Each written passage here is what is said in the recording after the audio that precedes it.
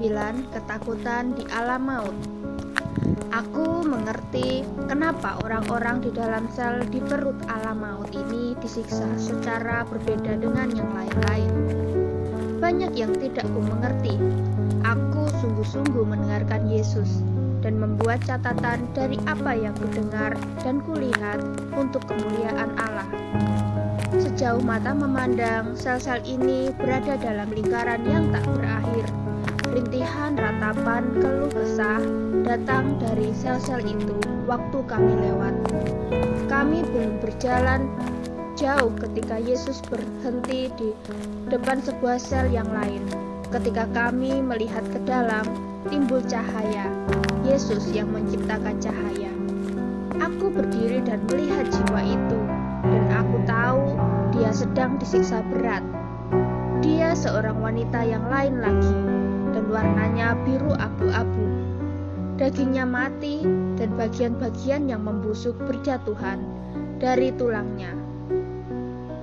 Tulang-tulangnya semuanya terbakar menjadi hitam pekat dan memakai potongan pakaian yang compang-camping. Cacing-cacing merayap keluar dari daging dan tulang-tulangnya. Udara yang kotor memenuhi selnya. Seperti wanita sebelumnya, dia pun duduk di kursi goyang.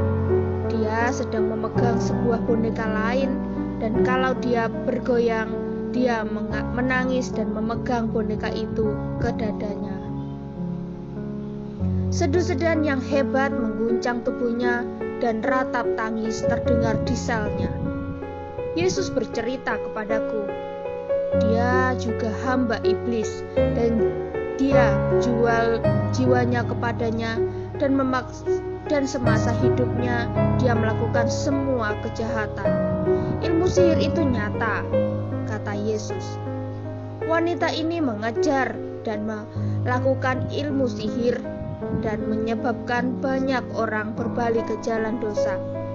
Mereka yang jadi pengajar ilmu sihir mendapat perhatian khusus dan kuasa yang lebih besar dari iblis daripada mereka yang hanya melakukannya. Dia seorang peramal dan medium untuk tuannya. Dia mendapat hadiah dari iblis setiap kejahatan yang dilakukannya. Dia tahu bagaimana menggunakan kuasa kegelapan untuk dirinya sendiri dan untuk iblis. Dia pergi ke penyembahan-penyembahan setan dan memuji iblis. Dia adalah wanita yang kuat baginya. Aku ingin tahu berapa banyak jiwa yang sudah ditipunya untuk iblis. Kupandang kerangka berjiwa yang sedang menangisi sebuah boneka kain yang hanya berupa sepotong kain kotor. Hatiku sedih dan mataku penuh air mata. Didekapnya erat-erat boneka kain itu, seolah-olah benda itu bisa menolongnya. Bau kematian memenuhi tempat itu. Kemudian kulihat dia mulai berubah seperti wanita yang terdahulu. Pertama-tama berwujud seorang wanita tua dari tahun 1930. Kemudian menjadi wujud wanita yang muda masa kini. Berulang kali dia berubah wujud secara ajaib, begitu cepat, tepat di depan kami. Wanita ini, kata Yesus, bagi iblis sepadan dengan pengkhotbah, sama seperti Injil yang dikhotbahkan pada kita oleh pendeta asli. Demikian juga iblis mempunyai pendeta-pendeta palsu. Dia punya kekuasaan setan yang kuat, di mana untuk menerimanya dia diwajibkan menjual jiwanya. Karunia-karunia jahat dari iblis itu seperti sisi yang berlawanan pada sebuah mata uang logam. Dengan karunia-karunia roh yang dilimpahkan oleh Yesus kepada orang percaya, inilah kuasa kegelapan. Pekerja-pekerja dari iblis ini bekerja di praktek-praktek ilmu gaib, toko-toko sulap atau sihir. Ahli membaca telapak tangan dan dengan cara-cara lain. Medium dari iblis adalah bekerja dengan kuasa setan yang kuat. Orang-orang ini sama sekali tertipu dan terjual mutlak pada iblis. Bahkan beberapa pekerja kegelapan tidak bisa berbicara kepada iblis, kecuali kalau medium berbicara untuk mereka. Mereka mempersembahkan manusia dan hewan kepada setan. Bahkan manusia menyerahkan jiwa kepada mereka, kepada iblis.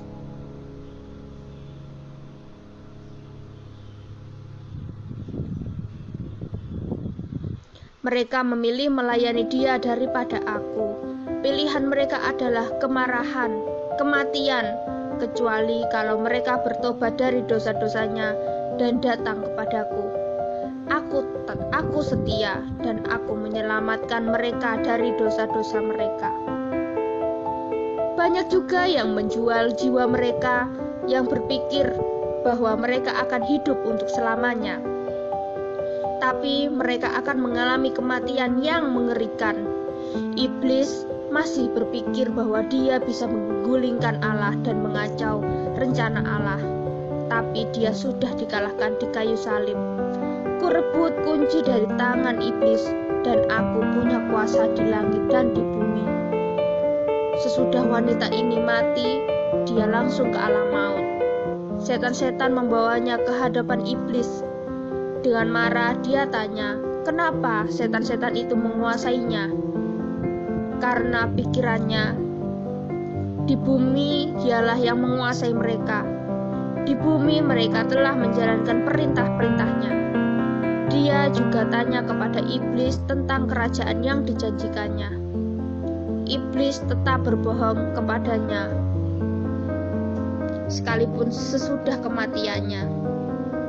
Katanya dia mau memulihkannya hingga hidup kembali dan memakainya untuk melaksanakan tujuan-tujuannya lagi.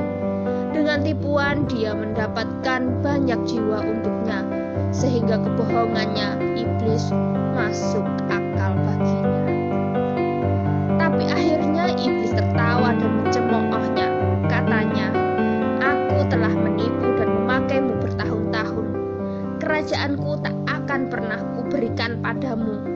Setan itu melambaikan tangannya kepada wanita itu dan rupanya seperti dagingnya direnggut dari tulang-tulangnya. Dia menjerit-jerit kesakitan ketika sebuah buku yang hitam dan besar dibawa ke hadapan iblis. Dibukanya dan jari-jarinya menari-nari di halaman itu sampai dia menemukan namanya. Oh iya, kata iblis, kau sudah melayaniku dengan baik waktu di bumi. Kau bawa kepadaku 500 jiwa. Dia berbohong dan berkata kepadanya, hukumanmu tidak akan seberat lainnya. Ketawanya yang jahat meledak. Iblis berdiri dan mengacungkan telunjuknya ke arah wanita itu, dan angin yang besar timbul dan memenuhi tempat itu. Suara seperti geledek timbul daripadanya. Ha, kata iblis, ambil kerajaanmu kalau kau mampu. Kemudian suatu kekuatan yang tidak terlihat menghempasnya ke tanah. Di sini kau juga harus melayani aku. Iblis tertawa ketika dia mencoba untuk bangun berdiri. Wanita itu menyeret kesakitan ketika dagingnya masih terus direnggut dari tulang-tulangnya oleh setan-setan. Dia diseret kembali ke dalam kurungannya. Dia teringat janji-janji iblis. Dikatakannya bahwa ia akan memiliki semua kuasa. Dikatakannya bahwa dia tidak pernah mati. Dikatakannya bahwa dia, iblis, punya kuasa tentang hidup dan mati, dan dia telah mempercayainya. Diceritakannya bahwa iblis dapat mencegah apa saja yang dapat membunuhnya. Iblis cerita banyak kebohongan dan berjanji banyak hal kepadanya. Yesus berkata, Aku datang untuk menyelamatkan semua orang. Aku ingin semua yang terhilang bertobat dan datang kepadaku. Bukan kehendakku bahwa seseorang akan binasa, tapi mempunyai kehidupan yang kekal. Susahnya kebanyakan tidak mau bertobat dari dosa-dosanya sebelum mereka mati, dan mereka akan ke alam maut. Tapi jalan ke surga itu sama untuk semua orang. Kau harus dilahirkan kembali untuk dapat masuk ke dalam kerajaan Allah. Kau harus datang kepada Bapa dalam namaku dan bertobat dari dosa-dosamu. Kau harus dengan sungguh-sungguh memberikan hatimu pada Allah dan melayani Dia. Nak, Yesus melanjutkan, perkara berikutnya yang akan kubukakan kepadamu lebih mengerikan. Aku tahu hal itu akan menyedihkan hatimu. Juga aku ingin dunia mendengar dan mengetahui apa yang dikatakan Roh kepada gerejanya. Seperti yang sudah kau ketahui, di dalam sel-sel ini ada jiwa-jiwa yang disiksa. Setiap kali sel-sel itu terisi, alam maut akan memperluas diri untuk menampung lebih banyak jiwa. Di alam maut semua indramu perasa bekerja. Dan jika kau buta di dunia, di alam maut kau buta juga. Jika kau mau hanya punya satu lengan di bumi, di alam maut kau juga hanya punya satu lengan. Harus kukatakan kepadamu untuk bertobat, karena alam maut itu tempat yang sangat mengerikan, tempat yang menakutkan, tempat kesedihan dan tangisan penyesalan yang abadi. Kumohon, percayalah kepada apa yang kukatakan, karena itu benar. Sulit bagiku karena aku sering sakit selama aku membuat catatan ini. Di alam maut kulihat hal-hal yang terlalu mengerikan untuk diungkapkan. Bahkan lebih mengerikan dari ratapan penyiksaan, bau daging yang membusuk dan api alam maut dengan lubang-lubangnya yang menakutkan. Aku juga melihat hal-hal yang Allah tidak izinkan untuk kutulis. Ketika kau mati di bumi, jika kau sudah dilahirkan kembali oleh Roh Allah, rohmu dibawa ke surga. Jika kau orang berdosa, ketika kau mati, segera kau pergi ke alam maut. Setan-setan yang dengan rantai besar akan menyeret jiwamu lewat pintu-pintu alam maut, di mana kau akan dilempar ke dalam lubang dan disiksa. Pada waktunya kau akan dibawa menghadap iblis. Di alam maut kau mengetahui dan merasakan semua perkara yang terjadi padamu. Yesus cerita padaku bahwa ada suatu tempat di alam maut yang disebut pusat kesenangan. Jiwa-jiwa yang terkurung di lubang-lubang tidak bisa dibawa ke sana.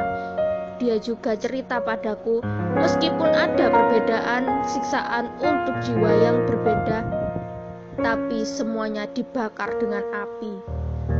Pusat kesenangan itu dibentuk seperti arena sirkus. Beberapa orang yang akan menjadi penghibur dibawa ke lingkaran tengah dari pusat kesenangan. Mereka adalah orang-orang dengan sadar melayani iblis waktu hidup di bumi. Mereka adalah orang-orang dengan keinginan bebas. Mereka malahan memilih untuk mengikuti iblis daripada mengikuti Allah. Di sekeliling arena ada jiwa-jiwa lain, kecuali jiwa-jiwa yang ada di lubang. Mereka berada di lingkaran tengah, adalah tokoh-tokoh dalam dunia ilmu sihir sebelum kematian. Mereka adalah medium-medium, peramal, ilmu sihir, pembaca pikiran, dukun-dukun, semuanya dengan sadar memilih melayani iblis. Ketika mereka hidup di dunia, mereka menipu banyak orang dan menyebabkan mereka mengikuti iblis dan dosa. Mereka yang sudah ditipu dan menjadikan mereka jatuh ke dalam dosa dan datang menyiksa penipu mereka. Satu persatu diizinkan untuk menyiksa mereka. Dalam penyiksaan seperti itu, tulang-tulang rohani mereka dicerai-beraikan dan dibakar di tempat-tempat yang berbeda di alam maut. Jiwa itu secara harfiah terrobek dan bagian-bagiannya tersebar di alam maut. sebagai semacam makhluk pemakan bangkai yang jahat. Jiwa-jiwa yang terpotong itu merasakan hal yang luar biasa. Yang berada di luar arena bisa melemparkan batu-batu kepada yang ada di lingkaran. Semua cara penyiksaan yang ada diizinkan. Jiwa-jiwa yang disiksa menjerit-jerit meminta mati. Tetapi itulah kematian abadi. Iblislah yang memberi semua perintah-perintah ini untuk dilaksanakan. Itulah pusat kesenangannya. Yesus berkata, "Ku rebut kunci alam maut dari iblis bertahun-tahun yang lalu. Aku datang dan membuka sel-sel ini dan mengeluarkan umatku. Karena di zaman perjanjian lama, sebelum aku menyerahkan nyawaku di kayu salib, Firdaus berada dekat alam maut." Sel-sel ini dulu pernah di Firdaus. Sekarang iblis memakainya untuk maksud-maksud jahat dan membuatnya lebih banyak. Oh pembaca, maukah kau bertobat dari dosa-dosamu sebelum secara kekal terlambat? Karena semua akan datang ke hadapanku dalam pengadilan. Firdaus pindah dari posisinya dekat alam maut ketika aku mati dan dibangkitkan oleh kuasa Allah, Bapakku.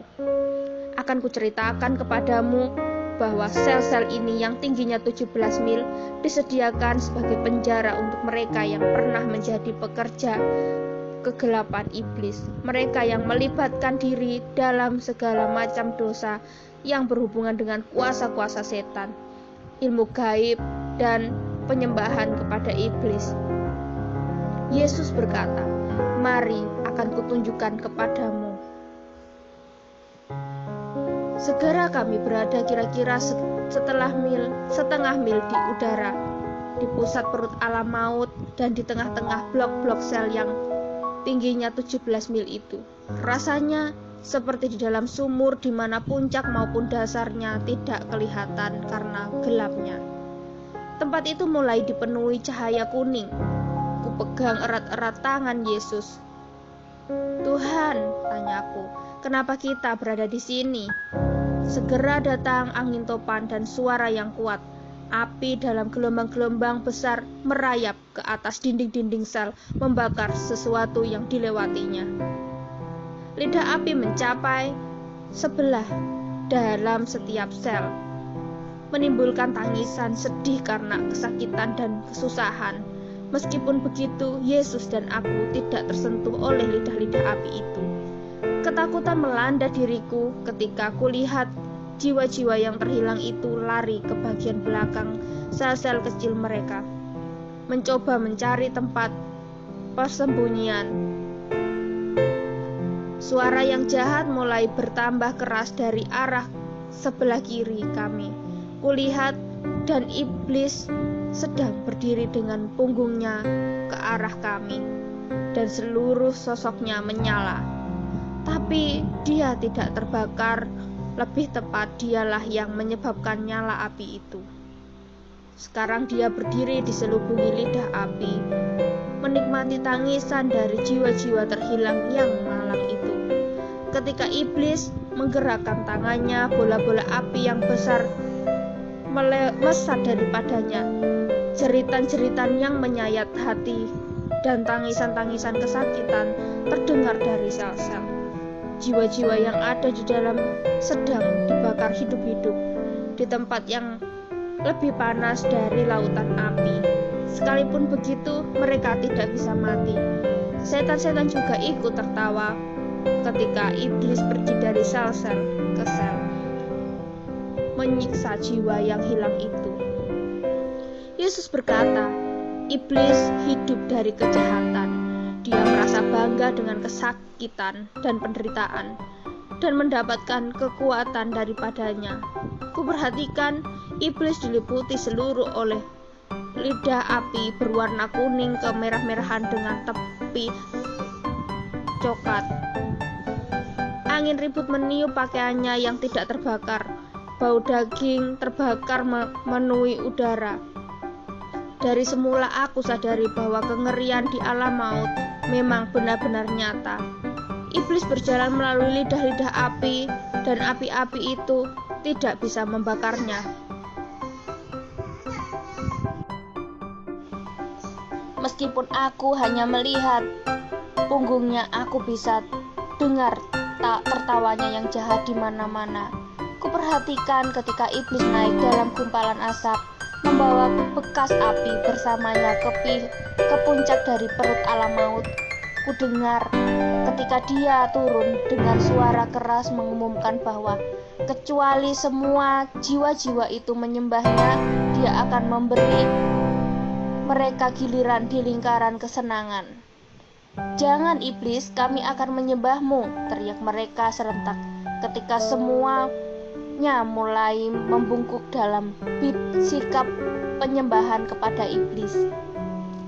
Dan makin mereka menyembahnya, makin besar pula keinginannya untuk dipuja. Makin keras dan makin keras suara pujian itu, sampai alam maut mendengung dengan teriakan-teriakan itu. Yesus berkata, "Semua yang mendiami sel-sel alam maut telah mendengar kebenaran Injil ketika mereka masih hidup di bumi. Berkali-kali keselamatanku disarankan kepada mereka. Berkali-kali rohku mendorong mereka, tapi mereka tidak mau datang kepadaku untuk diselamatkan."